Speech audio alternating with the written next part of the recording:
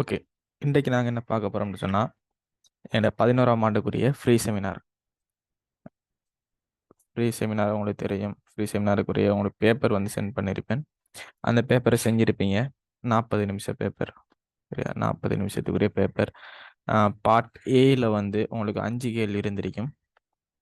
அதேபோல பார்ட் பில வந்து 2 கேள்வி இருந்திருக்கும். சரியா?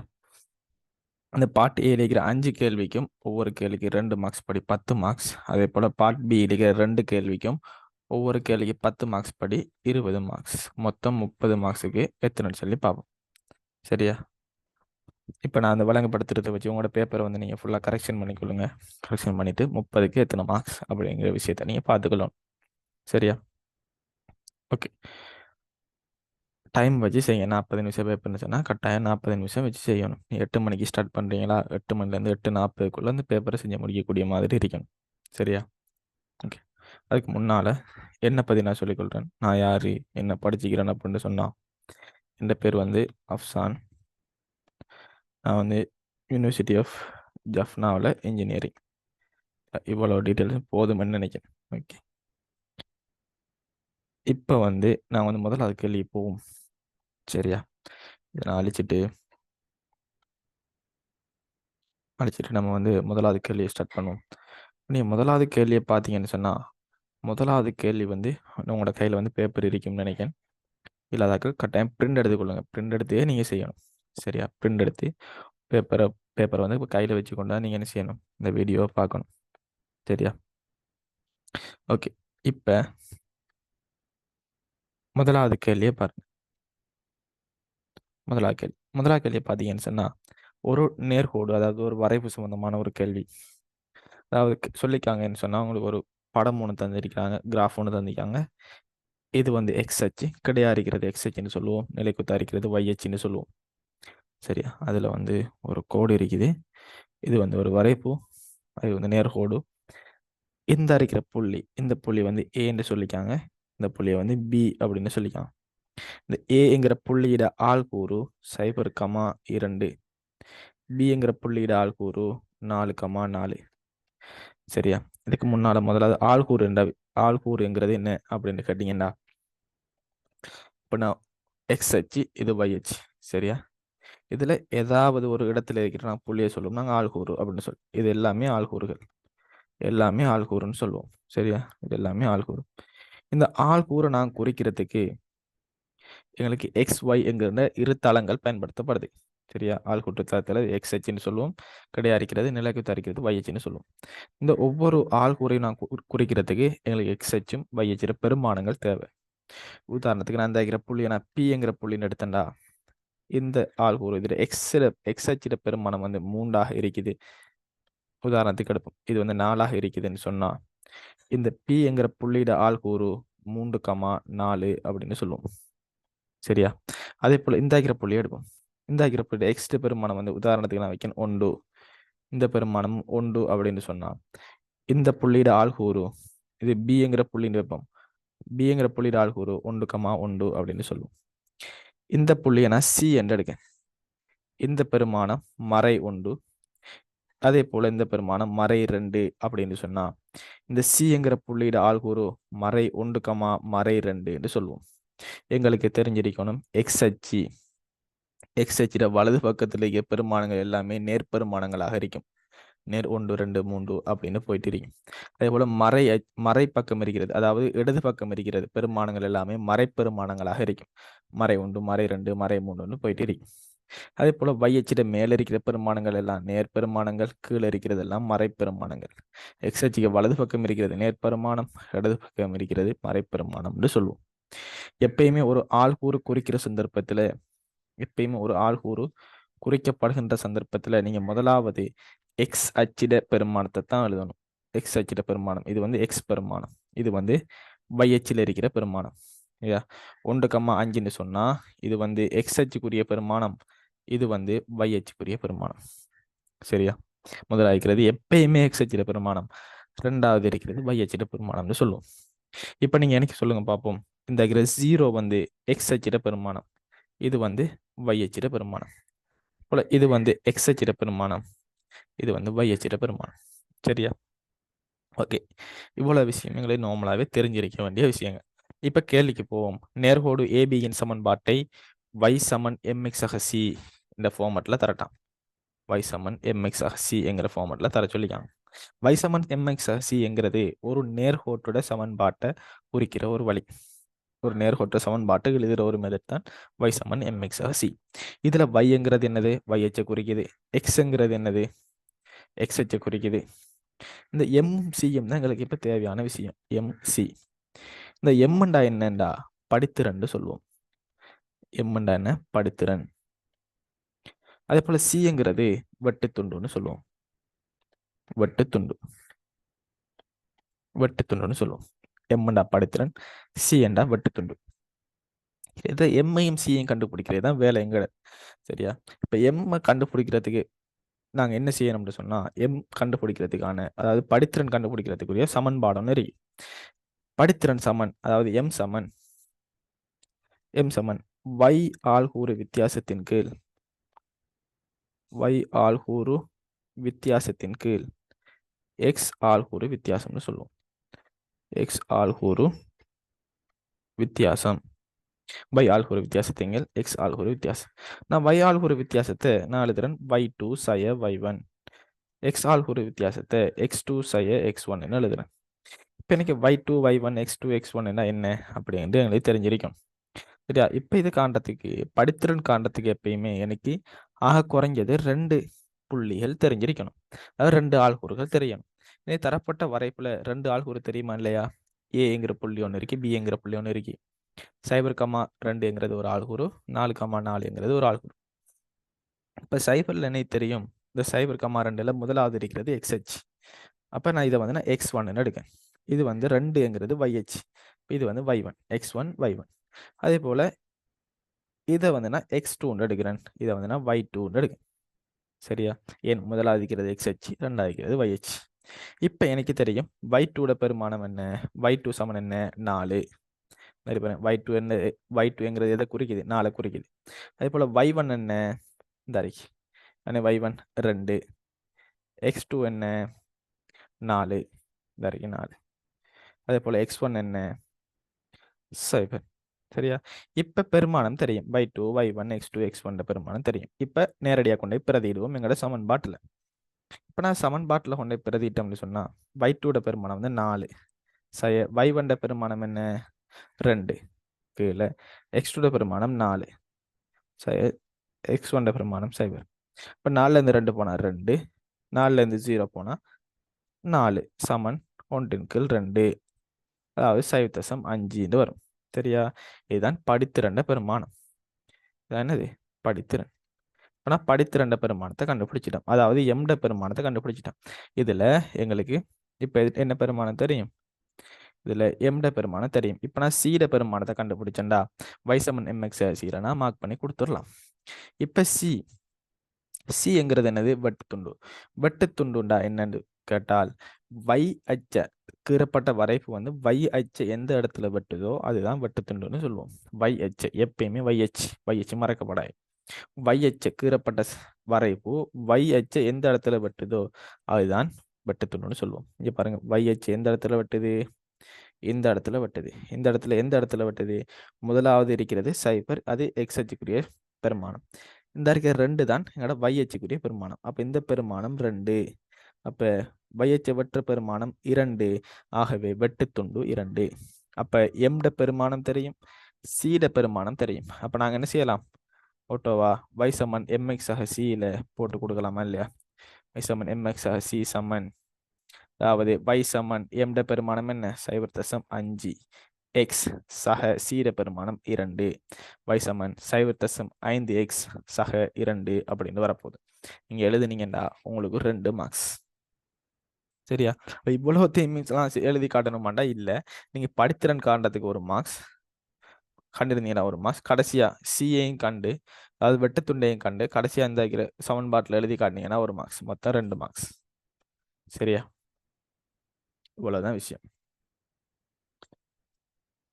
இப்ப 2வது கேள்வியே பாருங்க.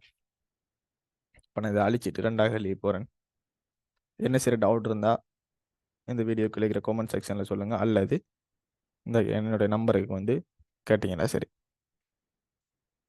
உங்களோட டவுட்டை நீங்கள் தாராளமாக கேட்கலாம். ஓகே, இப்போ நான் 2வது கேள்விக்கு போகிறேன். ஓகே, நான் 2வது கேள்வியை விளம்பரத்துறேன். தீர்க்க சொல்லிக்காங்க. தீர்க்க என்கிறது என்னண்டா தெரியா கணியத்துக்கு விட எடுக்கிற, அவ்வளவுதான். சரியா? தீர்க்கங்கிறது என்னண்டா தெரியா கணியத்துக்கு விட எடுக்கிற. உதாரணத்துக்கு அந்த அந்த சமன்பாடுலாம் தருவாங்க. நான் இப்போ அந்த அவங்க தந்திக்கிற சமன்பாட்டை எழுதுறேன். 12 எக்ஸ் சய 1 சமன் 11. இதுல தெரியாத கணியம் எது? எக்ஸ் தானே தெரியா கணியம். இப்படி ஒரு சமன்பாடுன்னு தருவாங்க. தீர்க்கண்டு கேட்டால் ஒரு சமன்பாடு தருவாங்க. இதில் தெரியா கணியத்துக்கு நாங்கள் விட கண்டுபிடிக்கணும். அது வந்து எக்ஸாக இருக்கலாம், பியாக இருக்கலாம், ஐயாக இருக்கலாம், ஏபிசி ஏதாச்சும் ஏதாச்சும் இருக்கலாம். தெரியா கணியத்துக்கு விட கண்டுறது தான் வேலை. சரியா? இப்போ இங்கே தெரியா கணியம் வந்து எக்ஸ். இப்போ நாங்கள் எக்ஸ் என்னன்னு கண்டுபிடிக்க போகிறோம். சரியா? இப்போ எங்களுக்கு தெரியணும் பாருங்க. ஒன்று வந்து என்ன செய்யப்படுது? கழிப்படுது. சமனுக்கு அங்கே போகல கூட்டுப்படும். கழிப்படுறது சமனுக்கு அங்கே போகல கூட்டுப்படும். 12 எக்ஸ் சமன் 11ஓட 1 கூட்டுப்பட போகுது. 11 1 எத்தனை? 12. இங்கே 12 எக்ஸ். ஆகவே எக்ஸ் சமன், நல்லா கவனிச்சு கொள்ளுங்க, எக்ஸ் வந்து இங்கே பிரிப்படுது, சமனுக்கு அங்கே போகல பெருக்கப்படும். அப்போ இதை எப்படி எழுதலாமா இல்லையா? 12 கீழே தான் எக்ஸ் இருக்கு, சமனுக்கு அங்கே போகல பெருக்கப்பட போகுது. பிரிப்படுற எக்ஸ் வந்து சமனுக்கு அங்கே போகல பெருக்கப்படும். அப்போ அங்கே 12 இருக்குது. அப்போ 12ஓட எக்ஸ் வந்து பெருக்கப்பட போகுது. அப்போ 12ஐயும் எக்ஸையும் பெருக்கினா என்ன? 12 எக்ஸ். இப்போ எனக்கு எக்ஸ் வந்து என்னங்கிறது தான் கேள்வி. எக்ஸ் வந்து என்னன்னு கண்டுபிடிக்கணும். இப்போ எக்ஸோட வந்து 12 பெருக்கப்படுது. அப்போ 12 வந்து எக்ஸோட பெருக்கப்படுதுன்னு சொன்னா சமனுக்கு அங்கால போக்கல பிரிப்பட போகுது. 12 கீழ் 12 சமன் எக்ஸ். இப்போ 12 12 பிரிச்சாத்தின 12 12 பிரிச்சாத்தின ஒன்றா இல்லையா? அப்போ ஒன்று தான் விடு. அப்போ எக்ஸ் வந்து 1. நீ எக்ஸ் வந்து 1ன்னு கண்டுபிடிச்சிங்கன்னா உங்களுக்கு 2 மார்க்ஸ். எக்ஸ் வந்து எக்ஸ்ட பெருமானத்தை சரியா கண்டுபிடிச்சிங்கன்னு சொன்னா உங்களுக்கு 1 மார்க்ஸ். சரியா? அப்ப தீர்க்கங்கிறது என்னது? தெரியாத கணியத்துக்கு விட எடுக்கிறது. அது வந்து எக்ஸா இருக்கலாம், ஏதாச்சும் ஒரு தெரியா கணியமாக இருக்கலாம். சரியா? அடுத்தது 3வது கேள்வி. 3வது கேள்வியை பார்த்தீங்கன்னா சுருக்குகன்னு சொல்லிக்காங்க. சுருக்குகண்டா என்னண்டா ஃபைனல் ஆன்சரை எடுத்து கொடுக்கணும். சரியா? சுருக்கி ஃபைனல் ஆன்சர் எடுத்து கொடுக்கணும். 1 கீழ் 3 எக்ஸ் வரைக்கும் பிரித்தல் 5 கீழ் 6 எக்ஸ் ஒய். சரியா? 1 கீழ் 3 எக்ஸ் வரைக்கும் பிரித்தல் 5 கீழ் 6 எக்ஸ் ஒய். இப்போ இங்கே பார்த்தீங்கன்னா பிரித்தல் இருக்குது. பிரித்தலோ பெருக்கலோ கூட்டலோ கழித்தலோ வருகின்ற சந்தர்ப்பத்தில் நாங்கள் வந்து பொட்மாஸ்ங்கிற விஷயத்தை வந்து ஞாபகத்தில் வச்சுக்கொள்ளணும். இந்த கேள்வியில் வந்து பிரித்தல் மட்டும்தான் இருக்கு. இதே பிரித்தல் ஒரு கேள்வி தாராங்க, பிரித்தலும் இருக்கி, பெருக்கலும் இருக்கி, கூட்டலும் இருக்கி, கழித்தலும் இருக்குன்னு சொன்னால் அந்த இடத்துல நான் வந்து பொட்மாஸ்ங்கிற ஓர்டர் படி தான் நாங்கள் செய்யணும். பொட்மாஸ் படி தான் நாங்கள் செய்யணும். பொட்மாஸ்ங்கிறது என்னன்னு அப்படின்னு கேட்டிங்கன்னா பிங்கிறது பிரக்கெட். பிங்கிறது பிரக்கெட். ஓன்னு சொல்றது ஒஃப்னு சொல்லுவோம். இன் அல்லது இல். சரியா?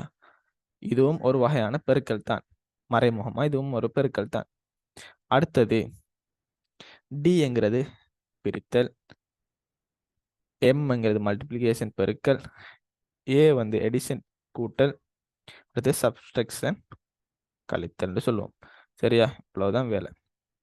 சரி, அப்போ இந்த ஓர்டர் படி தான் நாங்கள் செய்யணும். முதலாவது பிரக்கெட்டை செய்யணும், அடுத்து இன் அல்லது இல் அந்த கேள்வியில் இருந்து அதை செய்யணும், அடுத்தது பெருத்தலை செய்யணும், அடுத்து பெருக்கலை செய்யணும், அடுத்து கூட்டல், அடுத்து கழித்தல். இந்த ஓர்டர் படி தான் செய்யணும். மாற்றி குழப்பி செஞ்சீங்கன்னா விட பிழைச்சிரும். சரியா? இப்போ நான் உதாரணத்துக்கு சொல்கிறேன். இப்படி ஒரு கேள்வி வருதுன்னு வைப்போம். ஓகே, நான் இதை அழிச்சிட்டு சரியா இப்படி ஒரு கேள்வி வருதுன்னு வைப்போம். நீ ஞாபகப்படுத்திக் கொள்ளுங்க. எப்படின்னா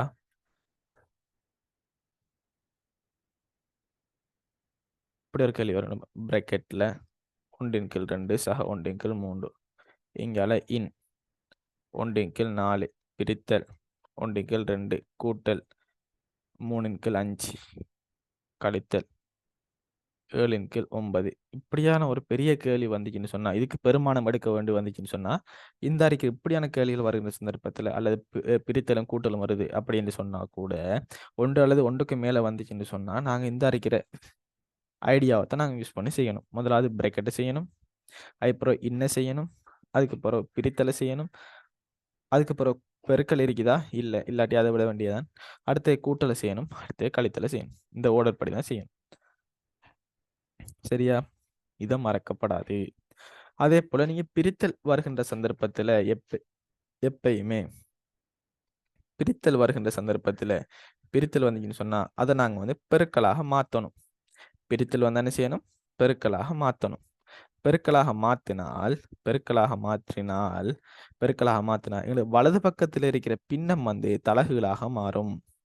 உதாரணத்துக்கு நான் சொல்றேன், 1/2 பிரித்தல் 1/3 அப்படின்னு இருக்குன்னு சொன்னா பிரித்தலே வச்சு நான் கேள்வி செய்யலாது.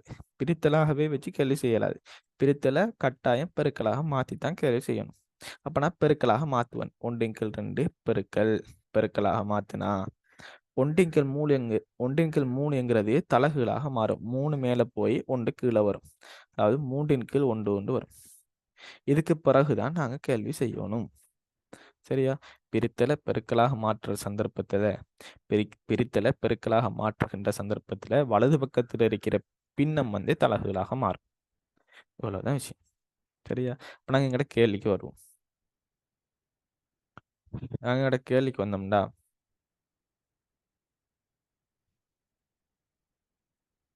கேள்வியில் என்ன சொல்லப்பட்டு 1/3x வர்க்கமா? 1/3x வர்க்கம் இங்க பாத்தீங்கன்னா பிரித்தல் இருக்கு. பிரித்தலை நான் வந்து பெருக்கலாம் மாத்தினா கீழே இருக்கிற 6xy வந்து மேல போயிடும், மேல இருக்கிற 5 வந்து கீழே வந்துடும். சரியா? இதுக்கு பிறகு சுருக்கலாமான்னு பாருங்க. சுருக்கலாமா? எஸ், சுருக்கலாம். எப்படி சுருக்கலாம்?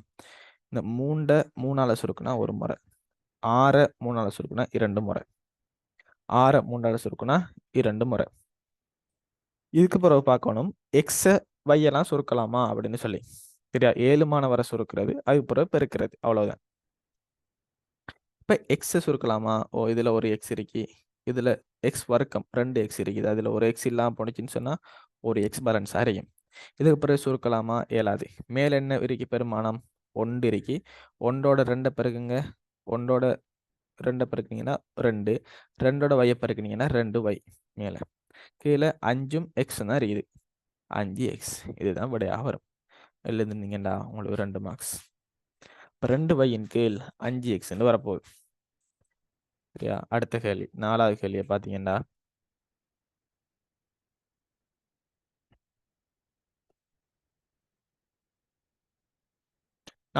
பார்த்தீங்கன்னு சொன்னா என்ன கேட்டிருக்காங்க? சமநிலை x அரை 1உடன் 2 மேல் 1 அப்படின்னு சொல்லிக்காங்க. ஒரு கலப்பு வேணும்னு சந்திக்காங்க. சமநிலை, இந்த இருக்கிற சமநிலையை திருப்தி செய்யும் எல்லா நேர் முழுவன் தீர்வுகளையும் எழுதுக. நேர் முழுவன்ங்கிறது உங்களுக்கு ஹைலைட் பண்ணி தந்தி. சரியா? அப்ப கட்டாயம் நாங்க வந்து நேர் முழுவன் தீர்வை மட்டும்தான் கொடுக்கணும். நேர் முழுவன் தீர்வை மட்டும்தான் கொடுக்கணும். சரியா? ஓகே. இப்போ வந்து இந்த சமநிலையை வந்து முதலாவது தீர்க்கணும். சமநிலையை தீர்த்து எக்ஸுக்கு என்ன பெருமானம் வருதுன்னு கண்டுபிடிக்கணும். எக்ஸுக்கு என்ன பெருமானம் வருதுன்னு கண்டுபிடிக்கணும். இப்போ இந்த சமநிலையை கவனிச்சிங்கன்னு சொன்னா உங்களுக்கு ஒரு கலப்புன்னு இருக்கு. எப்பயுமே கலப்புவன் கேள்வியில வந்தா அதை நாங்க முறைமையில்லா பின்னமாக மாற்றணும். முறைமையில்லா பின்னமாக என்ன செய்யணும்? மாத்தினத்துக்கு பிறகுதான் கேள்வி செய்யணும். முறைமையில்லா பின்னமாக மாற்றணும். கலப்பு என்ன முறைமையில்லா பின்னமாக மாற்றணும். எப்படி மாத்துற? இதை 1உடன் 2 மேல் 1 என்கிறது கலப்பு எண். இதை வந்து நாங்கள் முறைமையில்லா பின்னமா மாத்துற சந்தர்ப்பத்துல எங்களுக்கு முன்னால் என்ன இருக்குது? 1 இருக்குது. இந்த 1ஐயும் 2ஐயும் பெருக்கணும். 1ஐயும் 2ஐயும் பெருக்கணும், என்ன விட 2. 2ஓட மேல இருக்கிற பெருமானத்தை கூட்டணும். 2ஐயும் 1ஐயும் கூட்டினா 3. அப்ப 3ன் கீழ் எங்களோட கீழே இருக்கிற பகுதி எண் வந்து அப்படியே வரும். 3/2. இதுதான் முறைமையில்லா பின்னமாக மாத்துற முறை. 1ஐயும் 2ஐயும் பெருக்குவீங்க, 2ஓட 1 கூட்டுவீங்க, 3. அப்ப 3ன் கீழ் பகுதி எண் வந்து அப்படியே வரும். அப்ப 3ன் கீழ் 2 என்கிறது தான் எங்களுக்கு முறைமையில்லா பின்னமாக வரப்போகுது. 3/2. இப்ப இதே போல எப்படி சொல்லுங்க? 2உடன் 5ன் மேல் 3 ஒன்று இருக்கு. இதை எப்படி முறைமையில்லா பின்னா மாத்துற? 2ஐயும் 5ஐயும் பெருக்கணும். 2ஐயும் 5ஐயும் பெருக்குனா 10. 10ஓட 3 கூட்டணும் 13. அப்ப 13 கீழ் 5 என்கிறது தான் முறைமையில்லா பின்னமாக இருக்க போகுது. சரி, இப்ப இங்க எங்கள்கிட்ட இருக்கிற முறைமையில்லா கலப்பு எண்ணை வந்து முறைமையில்லா பின்னமாக மாற்றுவோம். x அரை போட்டுட்டு இதை வந்து நாங்கள் முறைமையில்லா பின்னமாக மாற்றுறதுக்கு என்ன செய்வோம்? 1ஐயும் 2ஐயும் பெருக்குவோம். 2ஓட 1 கூட்டுனா 3. 3 கீழ் 2. இப்போ நான் எக்ஸுக்கு என்ன விட வருதுன்னு கண்டுபிடிக்கணும். அதுக்கு பிறகு தானே நாங்கள் எங்களோட இந்த சமநிலையிட தீர்வுகளை கண்டுபிடிக்கலாம். ஓகே, எக்ஸ் இங்கே அரை வந்து என்ன செய்யப்படுது? கழிப்படுது. சமன் இப்போ நாங்கள் சமன்பாடு மாதிரி தான் நாங்கள் தீர்க்க போகிறோம். சமனுக்கு அங்கே போகல கூட்டப்பட போகுது. அப்போ 3 கீழ் 2 சக அரை. சரியா? இப்போ பின்னத்தில் கூட்டல். பின்னத்தில் கூட்டல் வந்துச்சுன்னு சொன்னால் பகுதி எண் வந்து சமனா இருக்குதான்னு பார்க்கணும். பகுதி எண் வந்து சமனா இருக்குதான்னு பார்க்கணும். பகுதி எண் சமனா இருக்குதா? எஸ், சமனா இருக்குது. பகுதி எண் வந்து சமனாக இருந்துச்சுன்னு சொன்னால் நான் வந்து மேலே நோமலாக கூட்டுற மாதிரி கூட்டினா சரி. 3 3 மெத்தின 4. ஓகே, இப்போ 2ஐயும் 4ஐயும் சுருக்கலாமா? எஸ், சுருக்கலாம். சுருக்கலாம். என்ன வரப்போகுது? 2ல் 2 ஒரு முறை, 4ல் 2 முறை, 2. இப்போ இந்த எக்ஸ் சிறிது அல்லது சமன் 2 என்று வருது. எக்ஸ் சிறிது அல்லது சமன் 2. இப்படின்னா என்ன அர்த்தம்? எக்ஸ் வந்து 2க்கு சமனாகவும் இருக்கும். அதே போல எக்ஸ் வந்து 2ஐ விட குறைவாகவும் இருக்க போகுது. எக்ஸ் வந்து 2 சமனாக இருக்கும். அதே மாதிரி 2ஐ விட குறைவாகவும் இருக்கும். அப்போ 2க்கு சமனாக இருந்துச்சுன்னு சொன்னால் எக்ஸ் வந்து என்ன பெருமானங்களை எடுக்கும்? இதை வந்து ஒரு எண் கோட்டில் குறிச்சா இது வந்து சைபர் 1 இது 2 இதில் மறை 1 மறை 2ன்னு போகுது. இது வந்து 2. 2க்கு நிறந்திட்டன் எக்ஸ் வந்து 2ஐயும் எடுக்கும். அதே போல் 2ஐ விட குறைவான பெருமானங்களையும் எடுக்கும். அப்படின்னா இந்த இங்கே அழைக்கிற பெருமானம் அவ்வளோ வரும் தானே? வரும். ஆனால் கேட்ட கேள்வி என்ன? எனக்கு நேர் முழு எண் பெருமானம் மட்டும்தான் தேவை. நேர் முழு எண் பெருமானம் மட்டும்தான் தேவை. அப்போ 2 எடுக்கும் முழு எண்களை தான் தர சொல்லிக்காங்க. அதுவும் நேராக இருக்கணும். 2 எடுக்கும், 1 எடுக்கும், சைபர் எடுக்கும், மறை 1 மறை 2 அப்படி கீழே எடுத்துகிட்டே போகுது. ஆனால் எனக்கு கேட்ட கேள்வி நேர் முழு எண் மட்டும். ஆகவே 2ம் 1 தான் வரும். இந்த 0 வருமா? வராது. மறை 1 வருமா? வராது. மறை 2 வருமா? வராது. இது எல்லாமே மறைப்பெருமானங்கள். 0 நேரும் இல்லை மறையும் இல்லை. அப்போ அதுவும் வராது. அப்போ 2ம் 1 தான் எங்களோட ஆன்சர். 2ம் 1 தான் எங்களோட ஆன்சர். நீங்கள் இவ்வளோத்தையும் செஞ்சு காட்டி 2ம் 1 எழுதுனீங்கண்டா உங்களுக்கு 2 மார்க்ஸ். உங்களுக்கு 2 மார்க்ஸ். சரியா? ஓகே, அடுத்தது 5வது கேள்வி. உங்களுக்கு என்ன டவுட் இருந்தாலும் நீங்கள் தாராளமாக கேட்கலாம். அடுத்தது 5வது கேள்வியை பார்த்தீங்கன்னு சொன்னா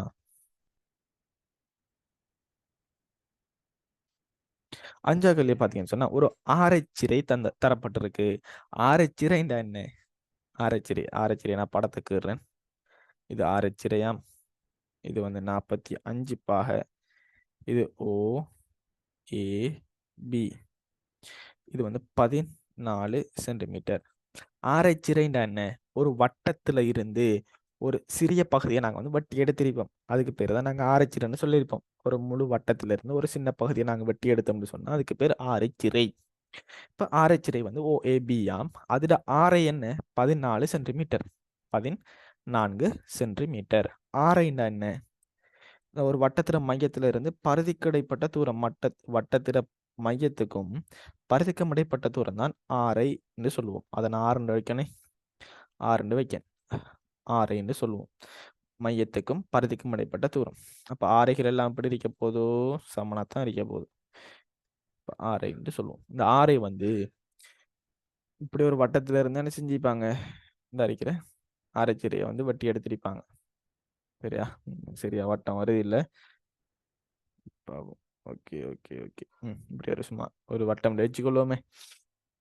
இப்படி ஒரு வட்டத்துல இருந்து என்ன செஞ்சுப்பாங்க? வெட்டி எடுத்திருப்பாங்க. சரியா? இப்போ ஆரை வந்து 14 சென்டிமீட்டர்னு தந்திக்காங்க. இப்போ கேட்ட கேள்வி என்ன? ஆரைச்சிறை ஏஓபியில் வில்லின் நீளம், வில் ஏபியின் நீளத்தை கண்டுபிடிங்கிறதான் கேள்வி. இந்த வில்ற நீளத்தை கண்டுபிடிக்கணும். இப்போ வில்ற நீளத்தை காண்றதுக்கு எங்களுக்கு சமன்பாடு இருக்கு. என்ன சமன்பாடு? பொதுவான சமன்பாடு. வில்லின் நீளம் சமன் 360 மேல் தீட்டா தர 2πr இல்லையா? 360 தீட்டா தர 2πr. 360 மேல் மைய கோணம் எத்தனை பாக? 45 பாக. அப்ப 45 தர தீட்டாங்கிறது மைய கோணம்னு சொல்லுவோம். 2 தர பை வந்து 22 7 தர ஆரை வந்து எத்தனை? 14. சுருக்கேலுமான்னு பாருங்க. சுருக்கலாமா? 7ல் ஒரு முறை, 14ல் 2 முறை. இதுக்கு அப்புறம் சுருக்கலாமா? எஸ், சுருக்கலாம்.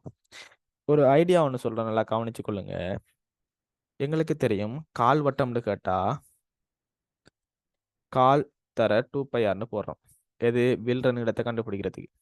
அதே மாதிரி அரைவட்டம்னு கேட்டா அரை தர 2πrன்னு போடுவோம். முக்கா வட்டம்னு கேட்டா 3×4 முக்கால் தர 2πrன்னு போடுறோம். இந்த இருக்கிற நான் 1×4 1×2 3×4 இதெல்லாம் எப்படி வந்த அப்படின்னு கேட்டீங்கன்னா, 1×4 உண்மையில எப்படி வந்தனா 360 மேல் இது மைய கோணம் எத்தனை பாக? 90 பாக. சுருக்குங்க 0 0 9ல் 1 9 9 9 நாங்க 36. இப்போ 1×4 இப்படித்தான் வந்த. அதே போல அரைவட்டம் எத்தனை பாக? 180 பாக. இப்போ 180 கீழ் 360 சுருக்குங்க ஒரு முறை, சாரி 18ல் ஒரு முறை, 36ல் 2 முறை வரும். 1×2 இப்படித்தான் வந்து. அதே போல தான் இந்த 45 பாகைக்கு நான் போட்டிக்கிறேன். 360 45. அப்ப 90 பாகைக்கு 1×4ண்டா 45 பாகை. அதில் அரைவாசிக்கு வந்து எத்தனை வரப்போகுதோ 1×8 வரும். தர 2 தர 22 தர 2 இல்லையா? சுருக்கிட்டேன். 7ல் ஒரு முறை, 14ல் 2 முறை. இந்த 2ஐயும் 2ல் ஒரு முறை, 8ல் 4 முறை, 2ல் ஒரு முறை, 4ல் 2 முறை, 2ல் ஒரு முறை, 22ல் 11 முறை. 11 சென்டிமீட்டர்னு வரப்போகுது வில்லிட நீளம். வில் ஏபியின் நீளம் 11 சென்டிமீட்டர். ஏபி சமன் 11 சென்டிமீட்டர் கண்டுபிடிச்சி விளையிட்டா கேள்வி செஞ்சது.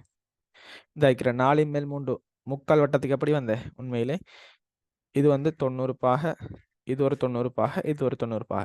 அப்போ 90 90 180 180 90 270 பாக. அப்போ 360 மேல் 270 சுருக்குனீங்கண்டா 0 0 27 9 3 27 9 4 36. அப்போ 4 மேல் 3 வரும். விளங்குதா? நீங்க இதை நீங்க சுருக்கி பாருங்களேன். சுருக்குனீங்கனாலும் உங்களுக்கு 1×8 தான் வரப்போகுது. நான் போட்ட 1×8 தான் வரப்போகுது. சுருக்கி பார்ப்போமா? 45/360 எப்படி சுருக்கலாம்? 5ஆல சுருக்கலாமா? 5ஆல சுருக்கினா மேலே 9 5 45, கீழே 5ஆல சுருக்குங்க. 7 5 35, 10ல் 7 2, சரி I 2 10. ஓகே, 9ஆல சுருக்குங்க. 9ஆம் வாய்ப்பாடு 9 9 9 8 72. அப்போ 1×8 வருமா இல்லையா? இப்படித்தான் வந்த 1×8. ஓகேயா? ஃபைன். அப்ப நீங்க வில்ற நீளத்துல சமன்பாடு எழுதுறதுக்கு ஒரு மார்க்ஸ், கடைசி சுருக்கி கடைசி சரியான விட எடுத்தீங்கன்னா அதுக்கு ஒரு மார்க்ஸ், 2 புள்ளிகள். சரியா? ஓகே. இப்போ உங்களுக்கு தெரியாத விஷயத்த வந்து வீடியோ ஸ்டாப் பண்ணிட்டு நீங்க எழுதி எடுத்தீங்கன்னா சரி. சரி, உங்களுக்கு விளங்குற மாதிரி நீங்க எழுதி எடுக்கணும். இதே மாதிரி இப்போ நீங்க உதாரணத்துக்கு நான் சொல்றேன், இந்த 5வது கேள்வி, இந்த கேள்வி நீங்க பிழை எடுத்துட்டீங்கன்னா, இப்போ நான் விளங்கப்படுத்திருக்கிறேன், அதை நீங்க விளங்கி எடுப்பீங்க. விளங்கி எடுத்துட்டு பிழை எடுத்தீங்கன்னா இந்த கேள்வியை நாளைக்கு ஒருக்கா செஞ்சு பார்க்குறது, ஒரு கிழமை பிறகு செஞ்சு பார்க்குறது, ஒரு மாசத்துக்கு பிறகு செஞ்சு பார்க்குறது. செஞ்சு பார்த்தீங்கன்னு சொன்னா இதுக்கு பிறகு நீங்க செய்யற எந்த எக்ஸாமா இருக்கட்டும், எந்த எக்ஸாமாக இருந்தாலும் இப்படியான கேள்விகள் வரக்கலாம், நீங்க பிழை எடுக்க மாட்டீங்க. பிழை எடுக்காத அளவுக்கு நீங்க விளங்கி எடுத்து செய்யும். சரியா? ஓகே, இப்ப பார்ட் பிக்கு போவோம். பார்ட் பியில முதலாவது கேள்வி. பார்ட் பியில முதலாவது கேள்வி. பார்ட் பியில முதலாவது கேள்வி. பார்ட் பியில முதலாவது கேள்வியை பார்த்தீங்கன்னா, எண்ணெய் நிரப்புவதற்காக பயன்படுத்தப்படும் செவ்வட்ட உருளை வடிவிலான கொள்கலன் ஒன்று ஒரு அருகில் தரப்பட்டுள்ளது. செவ்வட்ட உருளை வடிவிலான கொள்கலன் ஒன்றின் உரு அருகில் தரப்பட்டுள்ளது அப்படின்னு சொல்லிக்கலாம். சரியா? இப்போ நான் வந்து பார்ட் பிக்கு போறோம்.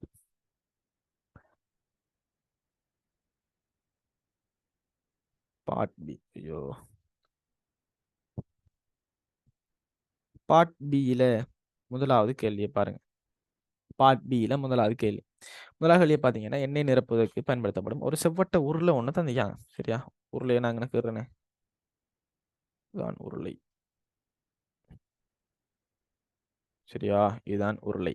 உருளையோட உயரம் தந்திக்காங்க, 1 மீட்டர்னு தந்திக்காங்க. அதே போல திட விட்டம் தந்திக்காங்க 56 சென்டிமீட்டர். நான் இப்ப கேள்வியே வாசிக்கவே இல்ல. சரியா? நான் என்ன கேள்விய வாசிச்சேனா? இல்ல. முதலாவது கேள்விய வாசிக்கல. ஆனா, இந்த கேள்விய பார்க்குற சந்தர்ப்பத்துல ஒரு அலகு சென்டிமீட்டர்ல இருக்கு. மற்ற அலகு வந்து மீட்டர்ல இருக்கு. எப்பயுமே கேள்வி செய்யும்போது நீங்க ஞாபகத்துல வச்சுக்கணும். எல்லா அலகையும் ஒரே அலகுல வச்சு செய்யறதுக்கு பார்க்கணும். எல்லா அலகையும் ஒரே அலகுல வச்சு செஞ்சாதான் எங்களுக்கு கேள்வி செய்யறதுக்கு லேசி. இங்க பாருங்க இது வந்து சென்டிமீட்டர்ல இருக்கு. ஆனா இது வந்து மீட்டர்ல இருக்கு. அப்ப நான் வந்து ஒரே அலகுல வச்சு செய்ய போறேன். ஒன்னும் சென்டிமீட்டர மீட்டருக்கு மாத்தணும். அப்படி இல்லாட்டி மீட்டர சென்டிமீட்டருக்கு மாத்தணும். அப்ப எனக்கு தெரியணும். மீட்டருக்கும் சென்டிமீட்டருக்கும் இடையிலான தொடர்பு என்ன? 1 மீட்டர் வந்து 100 சென்டிமீட்டர். அப்ப மீட்டரை வந்து சென்டிமீட்டரா மாத்துறது ஈஸி. அப்ப நான் 1 மீட்டர் இருக்கிற இடமெல்லாம் 100 சென்டிமீட்டர் நான் பிரதியிட்டு செய்ய போறேன். சரியா? இப்ப பாத்தீங்கன்னா அலகு சரியா வந்துட்டு சென்டிமீட்டர்ல இருக்கு. இதுவும் சென்டிமீட்டர்ல இருக்கு. இப்ப எந்த பிரச்சனையுமே இல்ல. சரியா? இப்ப எந்த பிரச்சனையுமே இல்ல. இப்ப முதலாவது கேள்விய பாத்தீங்கன்னா கொள்கலனின் ஆரை எவ்வளவு? ஆரைங்கிறது என்ன? எங்களுக்கு தெரியும். இது வந்து கொள்கலனுங்கிறது ஒரு மீன் டின் மாதிரி. சரியா? ஒரு செவ்வட்ட உருளைங்கிறது ஒரு மீன் டின் மாதிரி. மீன் டின்ன பாருங்க. சரியா? மீன் டின்ன பார்த்தீங்கன்னா எப்படி இருக்க போகுது உண்மையிலே? மேல ஒரு வட்டம் இருக்கும். கற்பனையில நீங்க யோசிக்கணும். மீன் டின் எப்படி இருக்க போகுது? மேல ஒரு வட்டம், கீழ ஒரு வட்டம். சரியா? இது வந்து ஒரு உருளை ஷேப்ல இருக்க போகுது. அப்ப மேல ஒரு வட்டம் இருக்கும், கீழ ஒரு வட்டம் இருக்க போகுது. அப்ப கீழ இருக்கிற வட்டத்துல விட்டம் தான் தந்திருக்காங்க. வட்டத்துல விட்டம் தான் தந்திருக்காங்க. இதை நான் வந்து வட்டம்னு எடுக்கேன். வட்டத்துல விட்டம் தான் தந்திருக்காங்க எவ்வளவா? 56 சென்டிமீட்டரா? இப்ப கேட்ட கேள்வி ஆரை எவ்வளவுன்னு சொல்லி. இப்ப ஆரையை கேட்டாங்கண்டா ஆரைங்கிறது என்ன? மையத்துக்கும் பரிதிக்கும் இடைப்பட்ட தூரம். அதாவது மையத்துக்கும் எங்களோட பரிதிக்கும் இடைப்பட்ட தூரம். இப்ப ஒரு விட்டம் வந்து 2 ஆரைகளை கொண்டது. விட்டம் வந்து சமன் 2 ஆரைகள். அப்ப விட்டம் வந்து 10 சென்டிமீட்டர்னு சொன்னா ஆரை வந்து 5 சென்டிமீட்டர். விட்டம் வந்து 20 சென்டிமீட்டர்னு சொன்னா ஆரை வந்து 10 சென்டிமீட்டர். ஏன்னா விட்டத்துல பெருமானத்தை சரியா 2ஆல பிரிச்சோம்னா எனக்கு ஒரு ஆரை வரும். சரியா? விட்டத்தை நான் டின்னு சொன்னா ஆரை வந்து 2r ஆக இருக்க போகுது. சரியா? அப்ப விட்டம் எத்தனையோ அதை நாங்க 2ஆல பிரிச்சோம்னு சொன்னா ஆரை வரும். அதே போல ஆரையை வந்து 2ஆல பெருக்கணும்னு சொன்னா விட்டம் வரும். இதே பாருங்க. நான் ஆரைக்கும் விட்டத்துக்கும் இடையிலான தொடர்பு. ஆரைக்கும் விட்டத்துக்கும் இடையிலான தொடர்பு. இப்ப எனக்கு ஆரை விட்டம் தந்திக்காங்க 56 சென்டிமீட்டர். ஆகவே ஆரையை கேட்டா 56 நான் 2ஆல பிரிப்பேன். பிரிச்சா 28 சென்டிமீட்டர்னு வரும். இதுதான் ஆரை. சரியா? அப்ப நான் ஆரையை கண்டுபிடிச்சிட்டு இப்ப முதலாவது இப்ப முதலாவது கேள்வி கூட எடுத்தாச்சு. இப்ப 2ஆவது கேள்வியை பார்த்தீங்கன்னு சொன்னா 2ஆவது கேள்வி என்ன சொல்றாங்க? கொள்கலனின் அடியின் பரப்பளவு. கொள்கலன் அடி வந்து எப்படி இருக்கும்? ஒரு வந்து வட்டமாக இருக்கும். இப்ப வட்டத்திட பரப்பளவை கேட்டிருக்காங்க. வட்டத்திட பரப்பளவுக்குரிய சமன்பாடு என்ன? பை ஆர் வர்க்கமா இல்லையா? பை ஆர் வர்க்கம். வட்டத்திட பரப்பளவுக்குரிய சமன்பாடு பை ஆர் வர்க்கம். பை சமன் 22 7 தர ஆரை வந்து என்ன? ஆரை தான் நாங்கள் முதலாவது கேள்வியில கண்டுபிடிச்சோம். 28 தர 28. இப்ப சுருக்கலாமான்னு பாருங்க. 7ஆல சுருக்கலாம். 7ஆல சுருக்குனா 7ல ஒரு முறை 28ல 4 முறை. 1 7 7 14 3 21 4 28. அப்ப நான் பெருக்கலாம். 22 தர 4 தர 28. 28ஐயும் 22ஐயும் பெருக்குங்க. 28ஐயும் 22ஐயும் பெருக்குனீங்கன்னா 8 2 16 காரலி 1 மிச்சம். 2 2ஐயும் பெருக்குனீங்கன்னா 4 4 3 5 56. 8 2 16 காரலி 1 மிச்சம். 2 4 1 5 56 56.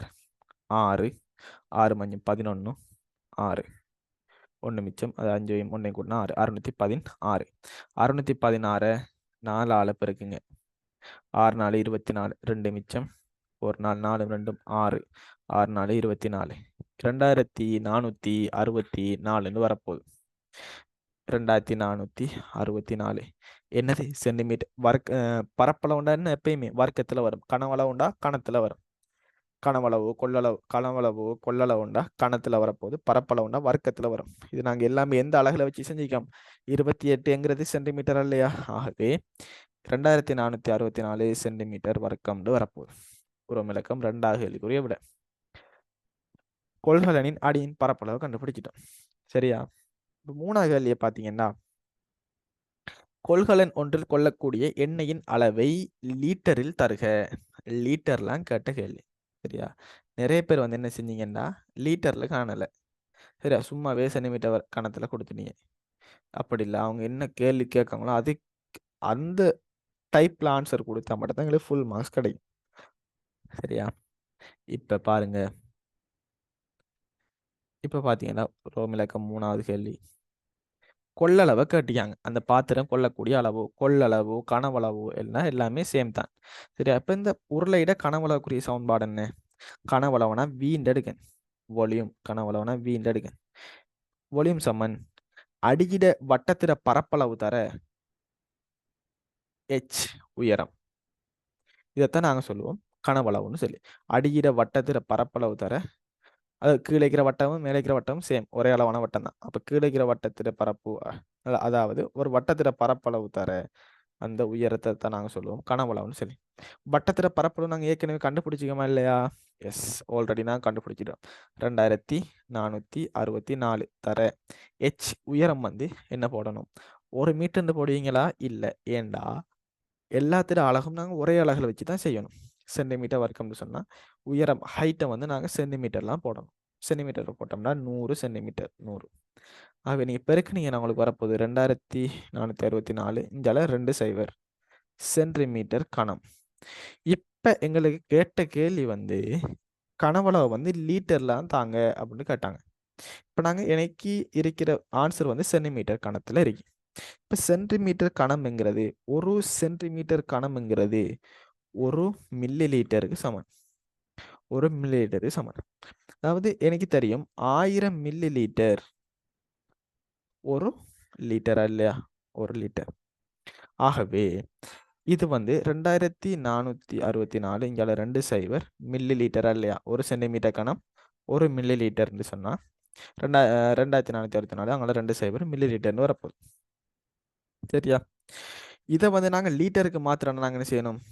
இதை நாங்க வந்து 1000ஆல பிரிக்கணும். ஒரு மில்லி லிட்டரை தரப்பட்ட மில்லி லிட்டரை லீட்டருக்கு மாத்திரம் நாங்க 1000ஆல பிரிப்போமா இல்லையா?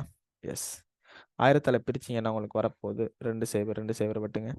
10ஆல பிரிச்சோம்னு சொன்னா 2246.4 லிட்டர்னு வரும்.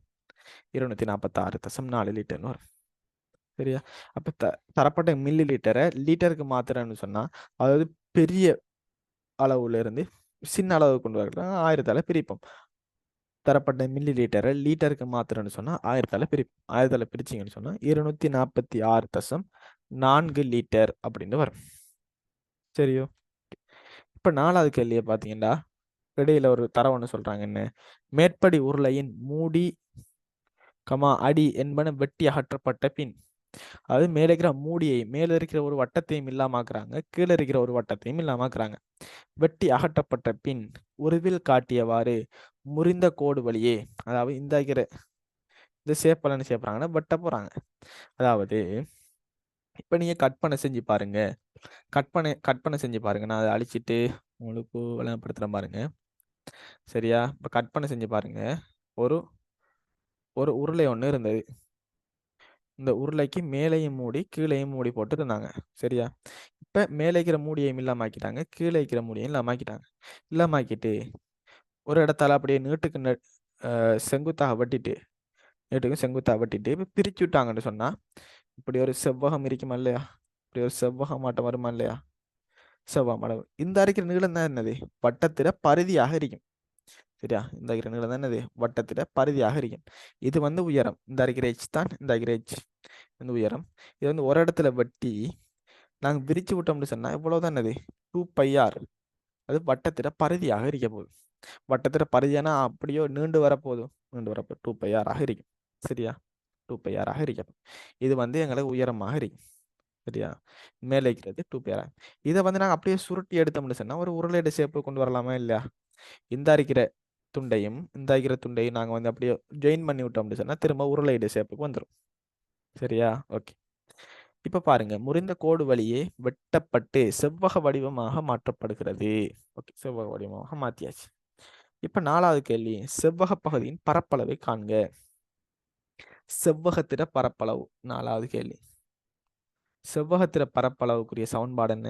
செவ்வகத்திட பரப்பளவு நீளம் தர அகலம். நீளம் என்ன? 2πr. அகலம் என்ன? h. ஹெச்ட பெருமானம் என்ன? 1 மீட்டர்னு தந்தாங்க. அதை நாங்கள் வந்து சென்டிமீட்டருக்கு மாற்றி வச்சுக்கோம். 100 சென்டிமீட்டர்னு.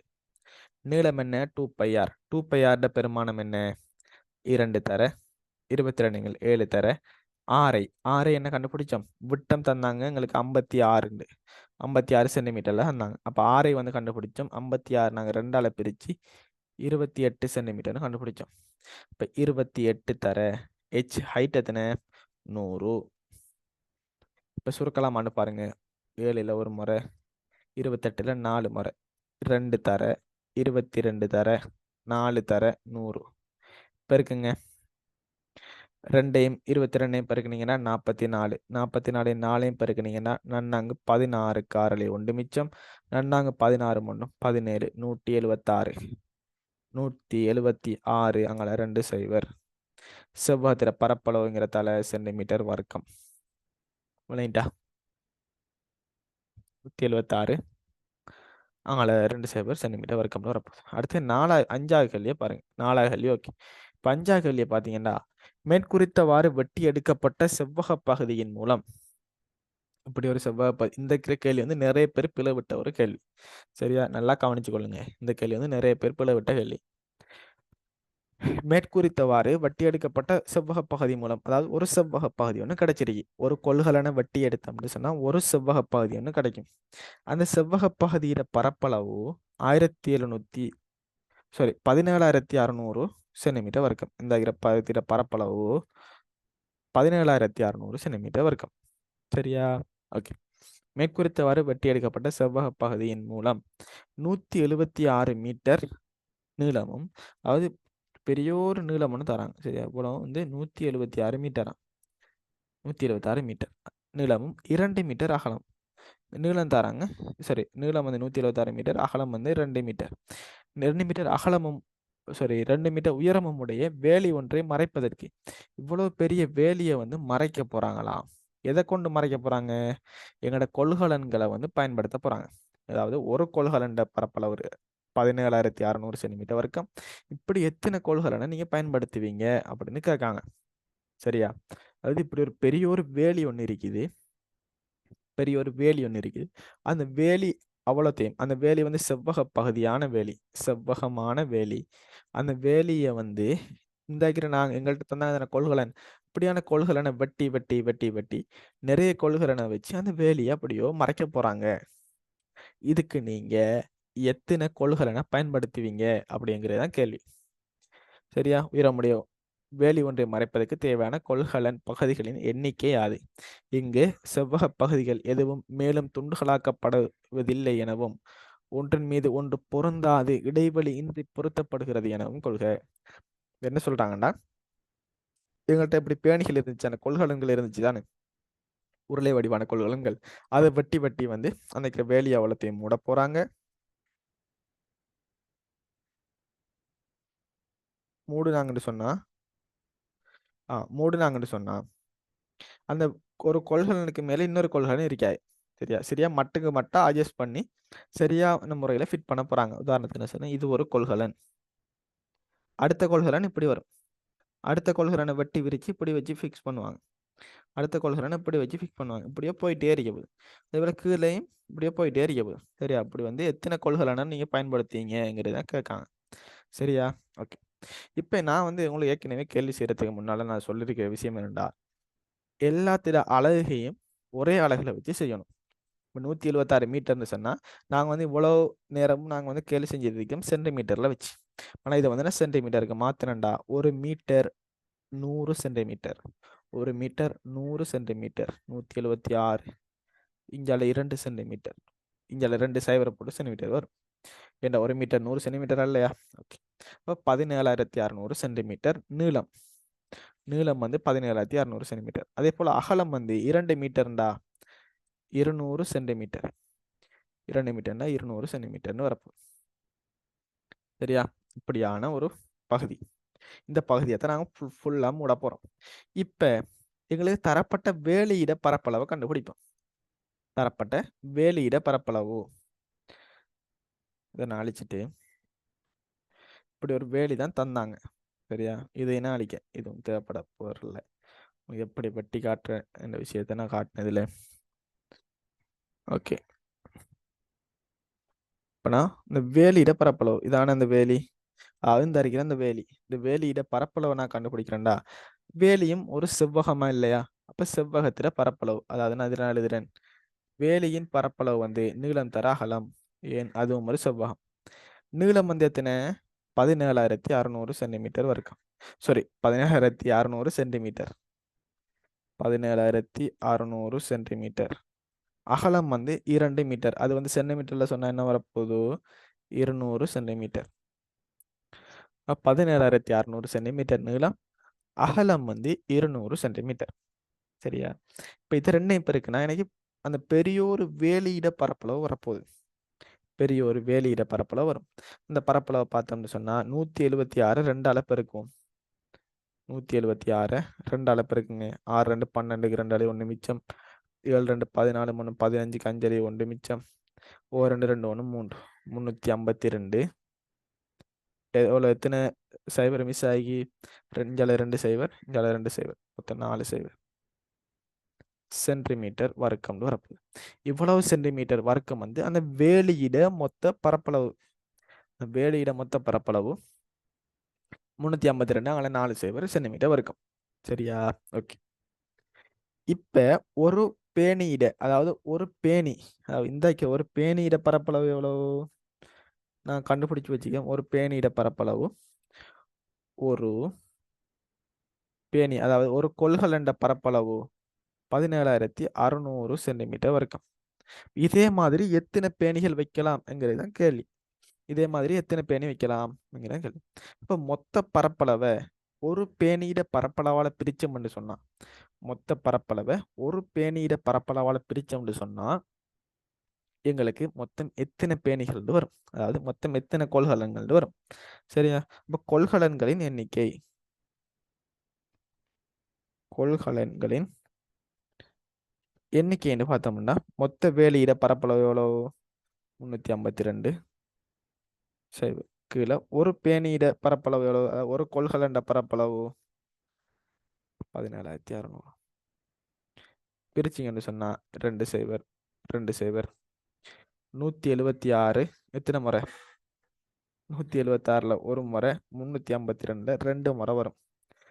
2 1 சைபர் 2 சைபர், அப்ப 200 பேணிகள்னு வரும் இல்லையா? அது 200 கொள்கலன்கள்னு வரும். உங்களுக்கு பிரிச்ச வளங்களாட்டி நான் திரும்ப வளம்படுத்த பாருங்க. 352ஐயும் நீங்க நிறைய தரக்கம் பிரிச்சு பழகுனீங்கன்னு சொன்னா உங்களுக்கு இந்த ஐடியா வரும். சரியா, பரவாயில்ல. நான் 352 126ஆல பிரிக்கேன். எத்தனை பிரிக்கலாம்? 2ஆல பிரிக்கலாமா? ஓகே, 8 2 16. திரும்ப 1 மிச்சம், 16ல் 8 2 16. திரும்ப 2ஆல சுருக்குங்க. 2 2 15ல் 7 2 14, 12ல் 6 2 12. இப்போ 4ஆல சுருக்கலாமான்னு பாருங்க. 4ஆல சுருக்குனா 2 2. 4ஆல சுருக்குங்க. 2 16, 16ல் 4. 22ஆலே சுருக்குவோம். 22ல் ஒரு முறை, 44ல் 2 முறை.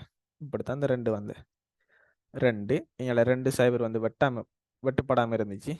அதையும் போட்டோம்னா 200 கொள்கலன்கள் வரும். சரியா, அப்போ மொத்த கொள்கலன்கள் வந்து எத்தனை எங்களுக்கு கொள்கலன் தேவைப்பட போது? 200 கொள்கலன்கள் எங்களுக்கு தேவைப்படும். சரியா, ஓகே. அப்போ இதில் உருவமிலக்கம் முதலாவது கேள்விக்கு 2 மார்க்ஸ், உருவமிலக்கம் 2வது கேள்விக்கு 2 மார்க்ஸ், 3வது கேள்விக்கு 2 மார்க்ஸ், 4வது கேள்விக்கு 2 மார்க்ஸ், 5வது கேள்விக்கு 2 மார்க்ஸ். ஒவ்வொரு கேள்விக்கும் 2 2 மார்க்ஸ் படி 10 மார்க்ஸ் போட்டீங்கன்னா சரி இந்த கேள்விக்கு. ஓகே, இப்போ 2வது கேள்வியை பாருங்க. 2வது கேள்வி வந்து ஒரு வரைப்பு கேள்வியா இல்லையா? ஓகே, 2வது கேள்வி வந்து ஒரு வரைப்பு கேள்வி, கிராஃப் கேள்வி. உங்களுக்கு கட்டாயம் ஓஎல், நான் இதுக்கு விடப்படுத்தின கேள்வியும் வரும். கிராஃப் கேள்வி உங்களுக்கு கட்டாயம் ஓஎலுக்கு வரப்போகுது, 10 மார்க்ஸுக்கு வரப்போகுது. இதில் பார்ட் 1ல் ஒரு படித்திறன் சம்பந்தமான கேள்வி வந்தால் 2 மார்க்ஸ், 12 மார்க்ஸுக்கு உங்களுக்கு கேள்வி வரும். என்னது? கிராஃப் கேள்வி. ஆகவே கிராஃப்ங்கிறது கடும் முக்கியமான ஒரு பாடம், கட்டாயம் எல்லாரும் செய்யக்கூடிய ஒரு பாடம், லேசான ஒரு பாடம். சரியா, இப்போ நான் 2வது கேள்வியை பார்ப்போம். 2வது கேள்வியை பார்த்தீங்கன்னு சொன்னா y சமன் x வர்க்கம் sin 3 எனும் சார்பை வரைவதற்கு பொருத்தமான பூரணமற்ற அட்டவணை கீழே தரப்பட்டுள்ளது. சரியா? இப்ப x-க்கும் y-க்கும் பெருமானங்கள் தந்தியாங்க. இப்ப x-க்கு வந்து நான் சரி அந்த சார்ட்டை நான் கீறேனே. சார்ட்டை பார்த்தீங்கன்னா வந்து x, y sin 3 sin 2 1 0 1 2 3 இதுக்கு 6 1 sin 2 இதுல sin 2 1 6. இப்ப சைபருக்கு வந்து x வந்து சைபராக இருக்கிற சந்தர்ப்பத்தில் y பெருமானம் என்னங்கிறதான் கேள்வி. மொழகள் x அவன் 0 ஆகும்போது y-ன் பெருமானத்தை காண்க என்று கேட்டியான். இப்ப x வந்து 0 இருக்கிற சந்தர்ப்பத்தில் y பெருமானத்தை கண்டுபிடிக்கணும். அதுக்கு எங்களுக்கு சமன்பாடு தந்தியாங்க. சமன்பாடு தந்தியாங்க தானே? எஸ். இப்ப சமன்பாட்டுல வந்து x-க்கு பதிலாக 0 போடுகின்ற சந்தர்ப்பத்தில் y-க்கு என்ன பெருமானம் வருதுன்னு கண்டுபிடிப்போம். இப்ப y சமன் y சமன் x வர்க்கம் sin 3. x-க்கு 0 போட்டீங்கன்னா 0 வர்க்கம் sin 3. 0 வர்க்கம் 0 sin 3ன்னு வரப்போகுது. y சமன் sin 3 கண்டீங்கன்னா உங்களுக்கு 2 மார்க்ஸ். உறவு இலக்கம் 2வது கேள்வி. x அச்சு வழியே y அச்சு வழியே 10 சிறு சதுரங்களை ஒரு அலகாக கொண்டு 10 சிறு சதுரங்களை ஒரு அலகாக கொண்டு சார்பின் வரைபை ஒப்பமாக வரைக அப்படின்னு சொல்லிக்கலாம். சார்பின் வரைபை ஒப்பமாக வரைக. சரியா? எக்யூரேட்டா இல்லை, உங்களுக்கு ஏழுமான அளவுக்கு நீங்க ட்ரை பண்ணி அந்த கிராஃபை நீங்க கீற போறீங்க. இந்த கீறுகின்ற சந்தர்ப்பத்தில் நீங்க கவனிக்க வேண்டிய விஷயம் என்னண்டா, எக்ஸ் அச்சு வழியையும் y அச்சு வழியையும் 10 சிறு அலகுகளை தான் நீங்க ஒரு அலகா எடுக்கணும். 10 சிறு சதுரங்களை தான் நீங்க ஒரு அலகா எடுக்கணும். சில பேர் 5 சதுரங்களை ஒரு அலகா எடுத்தீங்கன்னா உங்களுக்கு கேள்வியே பிழை. நீங்க கீறின கிராஃபே பிழை. எக்ஸ் அச்சு பக்கமும், அதாவது நீங்க ஒரு கிராஃப் கீற சந்தர்ப்பத்தில் அப்படி உங்களுக்கு 2 அச்சுக்கள் இருக்கும் இல்லையா? இதில் எக்ஸ் அச்சு, இது y அச்சு. எக்ஸ் அச்சையும் நீங்க 10 சிறு சதுரங்களை ஒரு அலகா எடுக்கணும். y அச்சையும் 10 சிறு சதுரங்களை ஒரு அலகா எடுக்கணும். அவங்க இப்படி ஒன்றுமே சொல்லலைன்னு சொன்னா நீங்க விரும்பினமாய் கீறலாம். அவங்க வந்து சில நேரங்களில் சொல்லுவாங்க எக்ஸ் அச்சை 10 சிறு சதுரங்களாக எடுங்க, y அச்சை 5 சிறு சதுரங்களை ஒரு அலகாக எடுங்க அப்படின்னு சொன்னா அவங்க சொல்ற மாதிரி மட்டும்தான் கீறணும். அவங்க அப்படி ஒன்றுமே சொல்லாம நீங்க சார்பின் வரைபை வரைங்க அப்படின்னு சொன்னாங்கன்னா உங்களுக்கு விருப்பமான முறையில் நீங்க எடுத்துக்கிறலாம். பிரச்சனை இல்லை. அவங்க சொன்னா அது மாதிரி தான் செய்யணும். சரியா? ஓகே. இப்ப நான் உங்களுக்கு சொல்லியிருக்கிறேன், ஒரு புள்ளி தரப்பட்டுச்சுன்னு சொன்னா அதுல ஆள்கூறு எங்களுக்கு தெரிஞ்சிருக்கணும்னு சொல்லிங்க. இப்ப இங்க பாருங்க, இங்க வந்து எங்களுக்கு ஆள்கூறு தந்திக்காங்க. அந்த புள்ளிகளை கொண்டு போய் நாங்க வரைப்புல கீற போறோம். சரியா? வரைப்பு கீறுகின்ற சந்தர்ப்பத்துல இப்ப நான் வந்து கொஞ்சம் டீப்பா வழங்கப்படுத்துறேன் பாருங்க.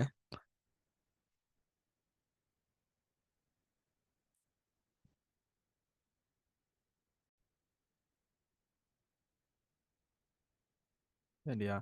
அப்ப அவங்க வந்து ஒரு ஆள்கூறுகள் தருவாங்க. ஆள்கூறுகள் தந்தா நாங்க வந்து நாங்க வந்து ஒரு புள்ளியாக எங்களோட கிராஃப்ல நாங்க குறிக்க போறோம். சரியா?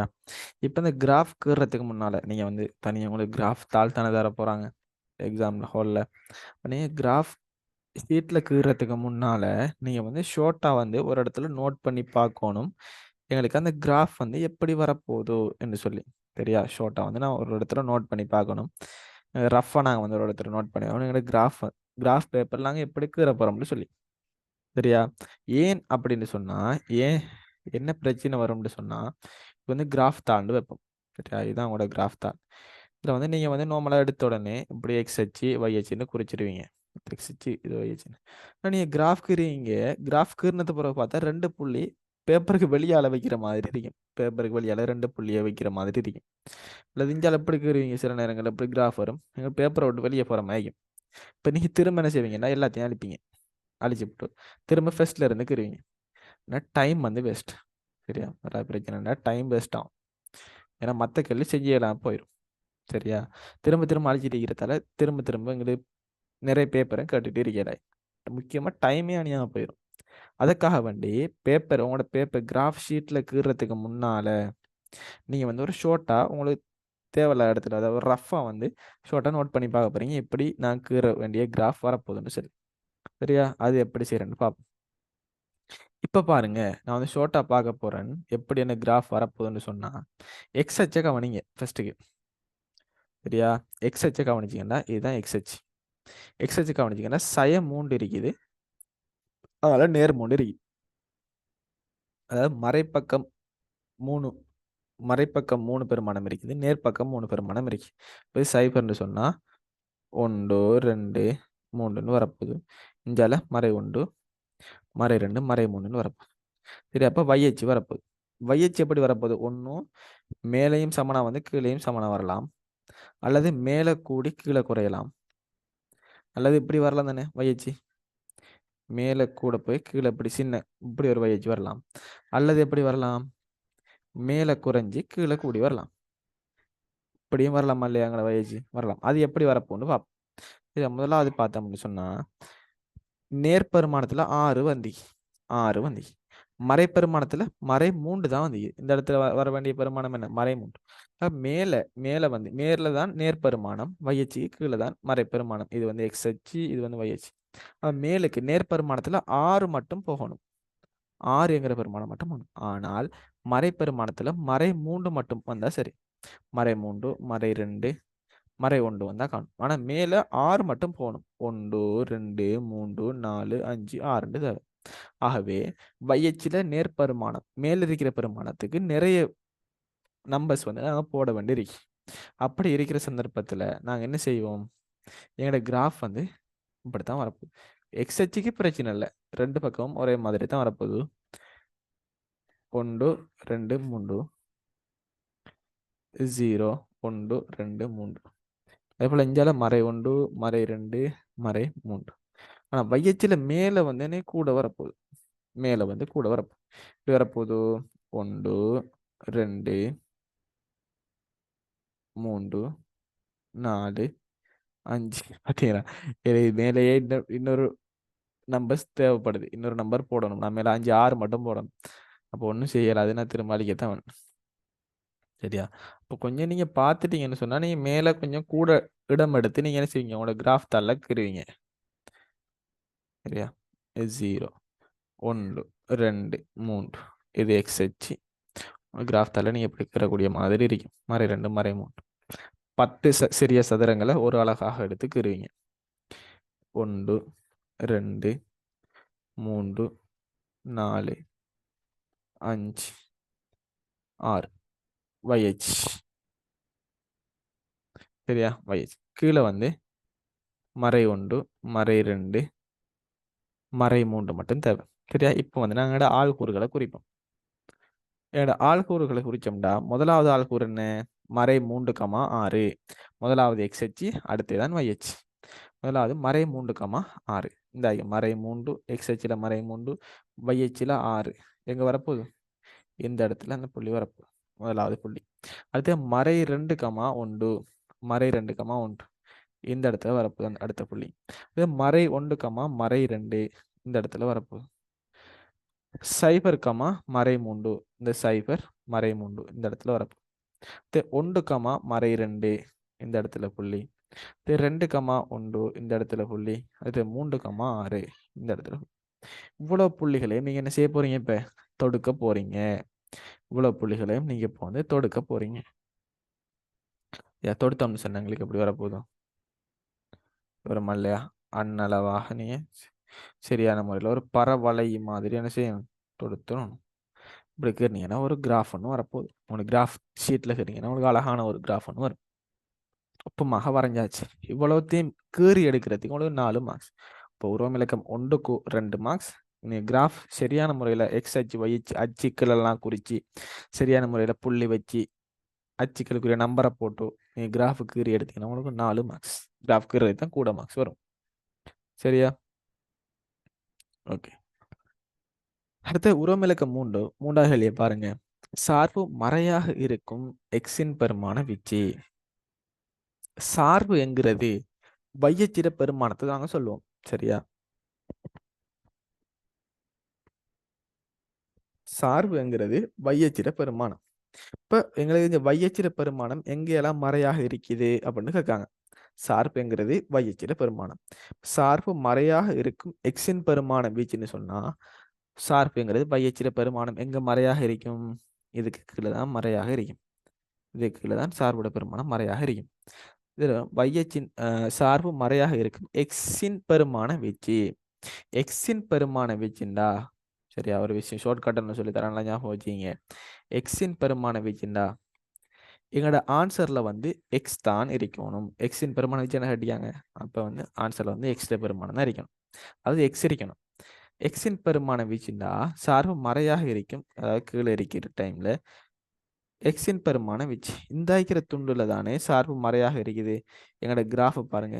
இந்த கீழே இருக்கிற பகுதியில சார்பு வையச்சிற பெருமான கீழே இருக்கிற பகுதியில இவ்வளோ கிராஃப் வந்து எங்களுக்கு வருது. இவ்வளோ கிராஃப் இருக்குது. இவ்வளோ கிராஃப்ல எக்ஸ் அச்சிர பெருமானம் காட்டிக்காங்க. சரியா? எக்ஸ் அச்சிர பெருமானம் காட்டிக்காங்க. எக்ஸ் அச்சிர பெருமானம் கேட்டாங்கண்டா, இங்க பாருங்க, எக்ஸ் அச்சை வந்து எங்களோட கிராஃப் வந்து எந்தெந்த இடத்துல வெட்டுது? இந்த இடத்துலையும் வெட்டுது, இந்த இடத்துலையும் வெட்டுது.